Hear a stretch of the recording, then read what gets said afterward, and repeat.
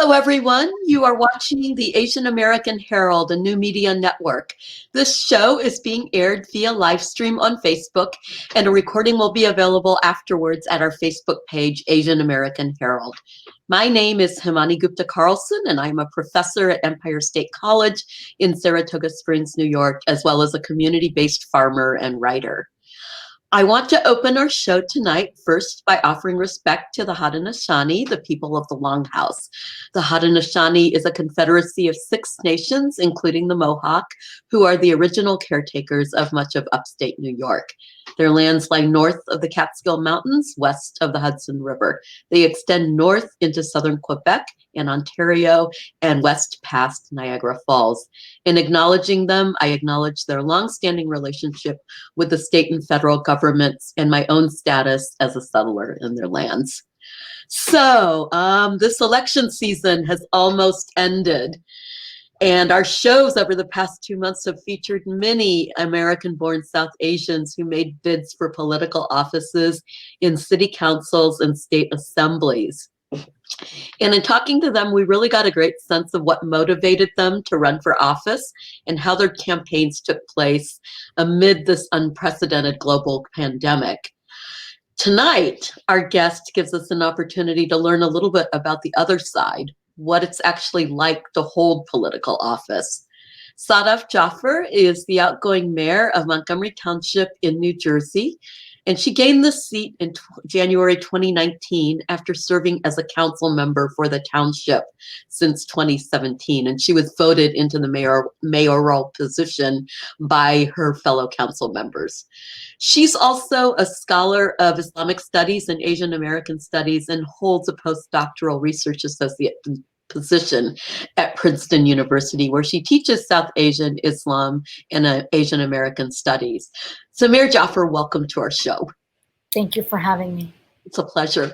And it's a pleasure to be able to call you mayor for, I guess, one more month. Yes. So before we actually plunge into your scholarship and politics, I'd really like to learn a little bit more about you. I understand that you were born in the United States and that your mother is Pakistani and your father Yemeni. And I think that really makes for an intriguing life experience. So I was wondering if you could just tell us a little about your parents and their backgrounds and how all of that influenced your life as a child and as an adolescent. Sure. So my family, our ancestors are all from a region in India called Kutch. And so my great-grandparents, some of them had migrated to Karachi, some to Iran, some to Aden, which is now in Yemen. It used to be a British colony. And there was already an early diaspora of South Asians from that Western Indian region who were all around the Indian Ocean. And so, but, you know, my family still, up till the generation before me, all knew Kutchi and had a connection to the language as of their ancestors as well. But growing up in Chicago, my parents decided, you know, one language was enough to teach us in addition to English, so they taught us Urdu. So I grew up speaking Urdu, and I think being the child of immigrants means that you have a lot of practice in adjusting to different contexts and knowing, okay, well, here we speak this language, we have this way of being, and then in another context, there's a very different way of, you know, comporting or topics that you might discuss or dress that you might wear, food you might eat. So I think that is a learning experience, and it made me very interested in different cultures and wanting to serve as a bridge between those people from different cultures. And that's one of the reasons why I thought I was going to go into diplomacy and went to the School of Foreign Service at Georgetown because of that interest in different cultures. My parents love to travel, and actually both my parents worked for airlines. And so we did get to travel a lot as children, not only back to Pakistan and Yemen, but to lots of other parts of the world. And that was an education in and of itself as well. My parents had extremely high standards for their children, and I think that certainly shaped me as well. And they were very well informed about politics, not that they necessarily thought about running for office or thought that I might, but it was something that was of interest, dinner table conversation, car rides, listening to NPR, and things like that. So I think that a lot of my interests and passions do stem from the way I was raised and have informed my interest in my academic study as well as my public service. Okay, thank you. That was wonderful. It sounds very, very interesting. And I loved, before COVID, I used to travel quite a bit too, and I miss that. But I'm wondering how that has actually informed your scholarship. If you could maybe talk a little more about your scholarship and the kinds of issues you studied. And maybe also, you had mentioned that you wanted to go into, you had thought you would go into diplomacy. Talk a little bit about that path and how that how that changed and where you are now. Sure. So I remember when I was in high school going on a trip to Turkey, and that was just such an amazing experience for me. And I think growing up in a Muslim family, but then seeing how different Islam could be in different parts of the world, having visited Saudi Arabia, visited Egypt, visited Pakistan, Yemen, and then this trip to Turkey, it just made me really interested in these different ways of being in the world and then different ways of being Muslim. And so that was a moment where I thought, okay, I want to do a career that really has me traveling and interacting with people from different parts of the world. And, diplomacy seemed like a good fit for that. And that's when I was doing my college research, I found out about the School of Foreign Service at Georgetown, which is oriented specifically to not just foreign service, but the international studies. And, I was fortunate enough to get into that program. But while I was there, I became very interested in my studies of literature and history and wanting to do in-depth study and feeling like there was a gap in research and a need for more scholarship on Muslim societies, specifically in South Asia. And with the guidance and support of my faculty mentor and my professors there, I decided to pursue a PhD. So, thinking of teaching as another way of serving the public, really contributing through teaching students and producing research, that I think that bug for public service stayed with me. And when I came to the Princeton area, I started thinking about local government and realized that you don't necessarily have to be in international relations to be involved in government and politics and policy. And that community building is definitely needed at the very local level as well, as we have diverse communities that can be very isolated from each other. And that's been one of the main goals of my work in public service the past few years. Do you still consider yourself a scholar? I mean, I took a look at the links that you had on your webpage, and and it really am intrigued by your article in Women's Autobiography, and want to take a look at it and read it when I have more time. But do you? I mean, it's kind of an interesting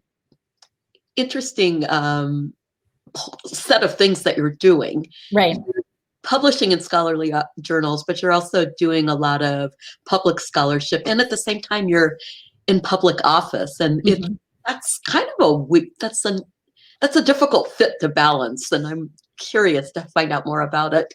It is, yeah, it is. I think that my my interest in research and scholarship and teaching is very much there, and that is my primary career. Being the mayor of a suburban town is a part-time position, and everyone has their main careers and their main jobs. So, to me, that's one of my primary identities. Certainly with COVID especially, there have been different types of responsibilities in terms of being a mayor, and I've taken those very seriously as well. But yeah, I'm trying to do a lot. I have a friend who used to describe herself as an undeclared major. And sometimes I wonder if, even at this point in my life, I still am, that I have passions in lots of different directions and trying to balance them the best that I can. But there is a need for scholars in public service. And I wish that more would get engaged, because we've had the benefit of education and we could bring that understanding to the public to actually change policy. And it definitely makes a difference in people's everyday lives. Yeah. That's really interesting to me. I think I mentioned in my introduction that I'm a farmer, and being a farmer means I'm quite involved with farmers markets. And that's a different kind of, it's a community organization in a sense, different from the kind of government service that you're speaking of. But I often find that, I have good ideas and I have things to say, and people look at me and they take my ideas very well because for whatever reason they do. But I also sometimes feel like it's wasting the scholarship, and that I should be like at the library more, or reading every single journal article that I download that sits on my hard drive for weeks or sometimes months, and that I should be doing that work instead. And I wonder, what are your thoughts? Do you feel like you should be secluded more and not in the public quite so much? I think that academia needs to take a hard look at itself and say, why is it that certain things are rewarded and other things aren't? Why is it that public service and public engagement isn't rewarded? And why is it that we have the reputation of being in the ivory tower? There is some truth to that critique. I think that, especially when it comes to feminist scholarship, it's always been about engaged scholarship. And there's a lot of people that we can look to as feminist foremothers who were very involved in their activism and very dedicated to it. And their academic positions were not their main source of identity. I do think that there is this sense within academia that nothing outside of it is really that valuable, but I don't agree with that.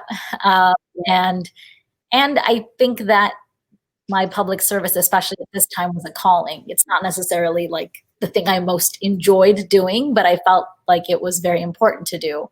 And so, no, I mean, I don't have any sense that, I should be doing X, Y, Z, but I can get that sense from others. I know when I was thinking about running, I asked a group of women scholars what they thought about it. Most of them were like, are you crazy? Just focus on your research.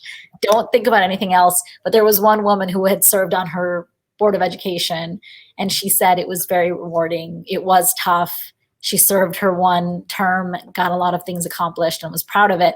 And that's kind of the pattern that I've followed as well. Like, I'm finishing my 3-year term on the township committee. I decided not to run for reelection. And I'm very proud of what I've been able to accomplish here. And I do think that I think that academics have an obligation, if possible, and if the need arises, to do more beyond just their research and teaching. Yeah, it's very inspiring actually to hear that. I hear things like this increasingly more and more at conferences, but I still am not sure how serious it's taken. So, your experience is really valuable in that respect. I was going to ask you, many of our viewers are new immigrants, and they often don't have an understanding of the different kind of governance structures that exist in this country. And so, when somebody is a mayor, they presume that you've actually run for the mayor. But in your structure, it's a little bit different. And I'm wondering if you could kind of explain, where you are, the township structure, and how it operates a little bit for our viewers. Sure. So in Montgomery, we have a 5-person township committee. There are elections every year for staggered 3-year terms. And I ran first in 2016 for a seat on the township committee. I was asked to run late, and so I was not on the ballot. I ran as a write-in, and I did not win. In 2017, I ran on the ballot as a Democratic candidate. And at that time, the entire township committee was Republican. Wow. But I won my seat and becoming the only Democrat and the first in several years.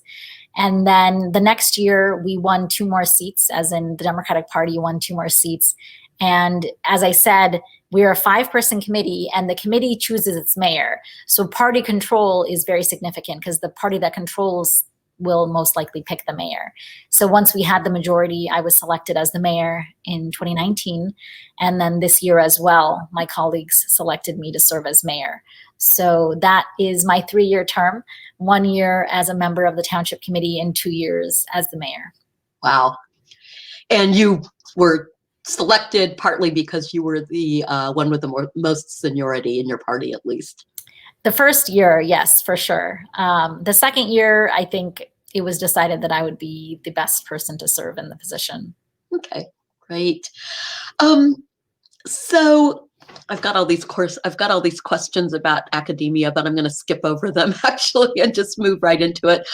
I did, when I was doing a little bit research on you, I came across a couple articles that gave me the sense that your tenure as mayor was a bit rocky, and that you encountered some harassment as a result of your gender, your race, your religion. And I was wondering if you could just kind of talk a little bit about that and how that, how that's something that Asian Americans should be aware of, and what to do with that, especially if you're contemplating public office. Sure.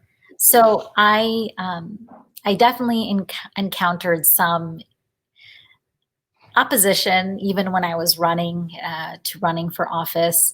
My opponents published a flyer that said that my ideas were dangerous and extreme. Those were the biggest words on the flyer. And saying that I was going to bring Trenton and Washington, D.C. politics to Montgomery Township, which is this kind of bucolic suburban community. And I had people saying that, I'm an outsider. What am I doing running for office? Things like of that nature. And actually, when I won my seat, the first comment on my opponent's Facebook page was, I was born in this country and some Indian's going to tell me what to do. You can't fix stupid. So it was quite a welcome to public service. And to some degree, the threads of that sort of anti-immigrant sentiment have stayed there. I would say that a lot of the harassment that I've gotten in terms of being a Muslim elected official has come from farther afield. When I was going to become the mayor, and some people started thinking, like, has there been a Muslim woman mayor before? We don't think so. You should do a press release about it. And I said, maybe not. I don't know if I really want to get that much attention. I'm just a mayor of a town, and I don't necessarily have a security detail or anything like that. But once the news got out, I was featured in some blogs that were not very happy about this fact. And so I definitely faced messages from people saying that, just all sorts of horrible things about Muslims, and that I was trying to institute Sharia law, and I was probably just a front for my husband, and Muslims should be removed from the planet, and other sorts of violent things. So that's been definitely there along the way. And in terms of misogyny and just being a woman of color, there has been a resistance to accepting my authority. And I can tell that I'm not always being treated the same way that a man in my position or a white man in my position would be treated. And that's been a tough pill to swallow, but it's just the reality of the situation.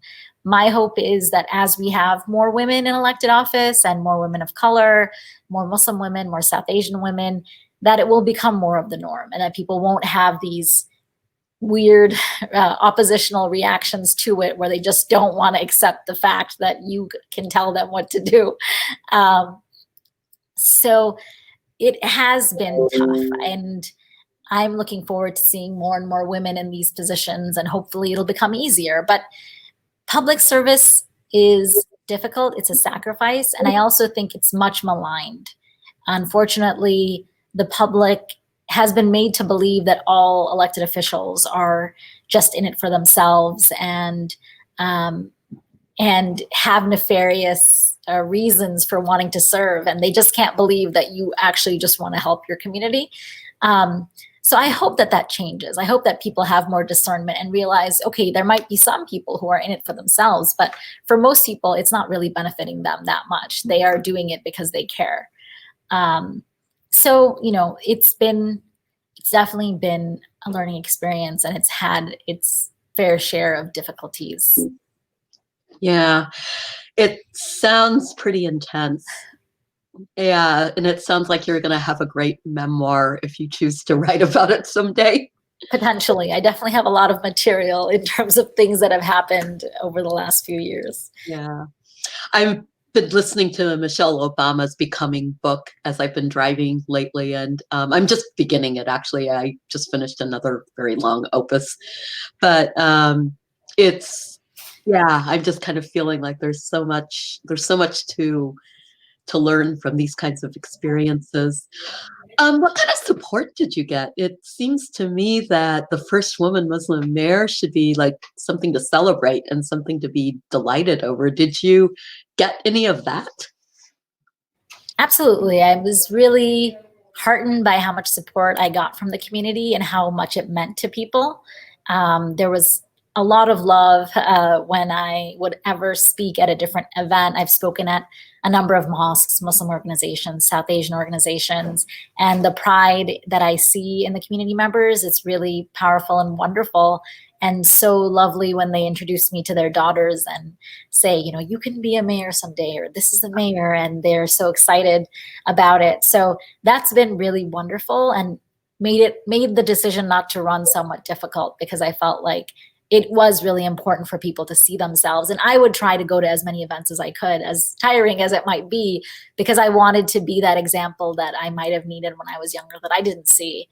And so hopefully, people who are growing up now and the young people growing up in my town see my leadership as something that's very natural and normal and could definitely happen and will happen again. Yeah. There was a really interesting shift when Biden announced his running mate to be Kamala Harris. That I just I don't know how to describe it. But there was kind of like this suddenly there was like this wave of possibility that it wasn't women have no place in public office, or what is that Black South Asian woman doing running as vice president, as much as it was the Democrats actually believed she could be president. Mm-hmm. And the Democrats, and you could be all of us who have some kind of ethnic or racial connection to that, could be that person too. And I wonder, did that filter down to the local level, that kind of sudden positive vibe about women of color in office? Well, I think for a certain segment of the population, it's something that they've been happy about and they're happy to celebrate. And for another segment of the population, it's not. It's something to be feared. It's something that isn't right, not meant to be. And so you see both types of reactions in the public. I would say for myself, it was a very exciting moment. And I certainly was jumping up and down in my living room and asking my daughter if she wanted to be president someday. So it's very, very, very important. And having these reputation figures who can change the reality, break the glass ceiling, it's what we need. So it was a really important moment. But in terms of what the public's reaction to it is, I think it brings out what is latent in whatever circles we run in or whatever media we watch. And I'm hoping that in the next year, and as things move forward, we're able to heal some of those fissures in our social fabric that have been purposefully, agitated as they have been for the past 4+ years. Yeah, definitely. And yeah, let's hope. I loved the image that you posted on Twitter when you went to vote wearing a sari, and really telling everybody, go out and vote in your traditional ethnic attire. And it struck me that, I would have done that if I had with my mask on and everything, if I had seen your tweet earlier. But I wonder, why is it important to do that? And why, my mother actually, until she hit her 70s, never stopped wearing her sari. She always wore her sari. And I wonder, why is this an important gesture in terms of, bringing that presence into the American public? Right. So I grew up with, two closets basically full of clothes.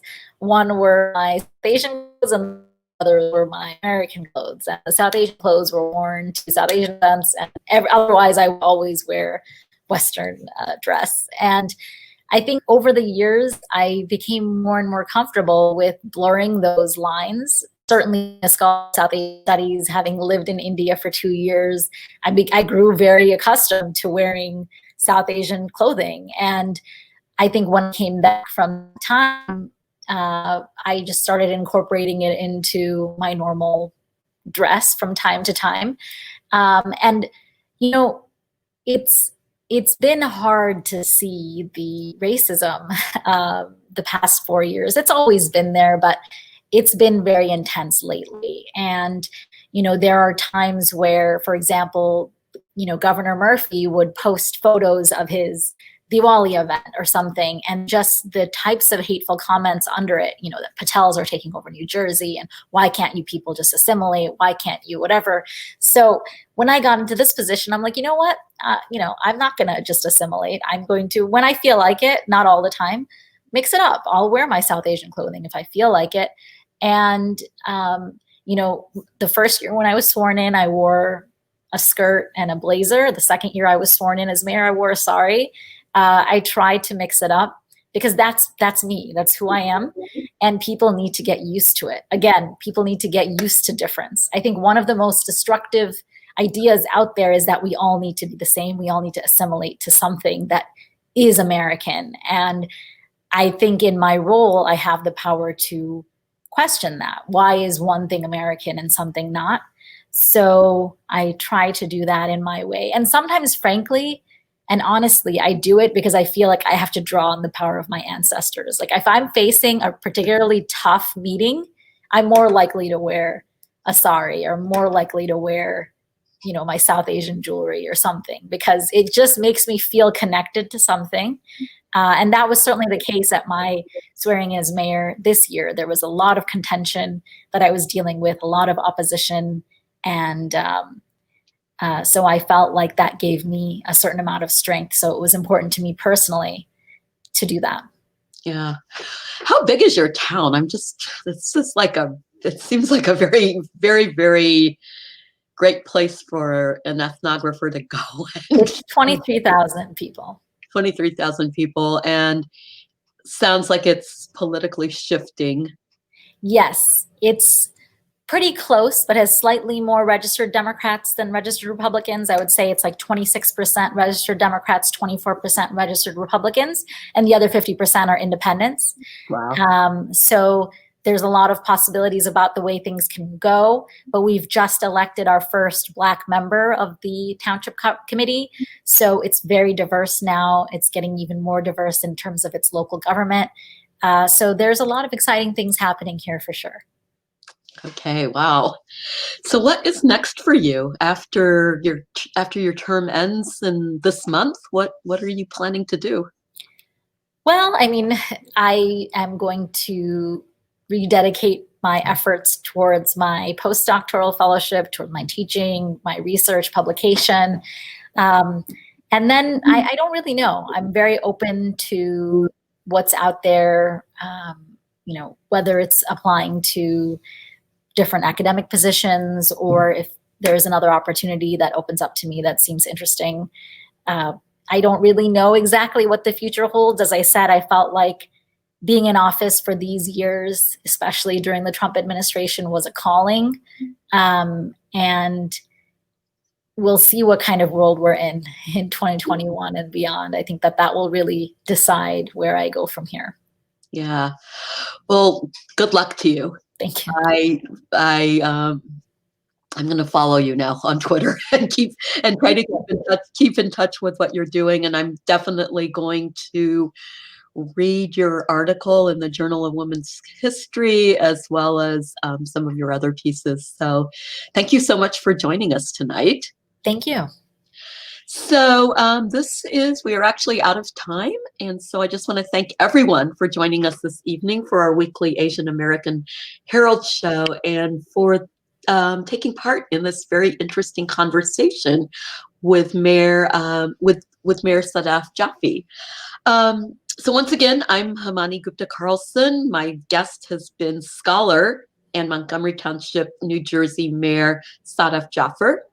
The Asian American Herald is a Facebook-based news media outlet dedicated to discussing topics and building community among Asian Americans in New York and beyond. So please send us your story ideas and look for a recording of the show on our Facebook page. Have a good evening, and we'll see you all again next Thursday.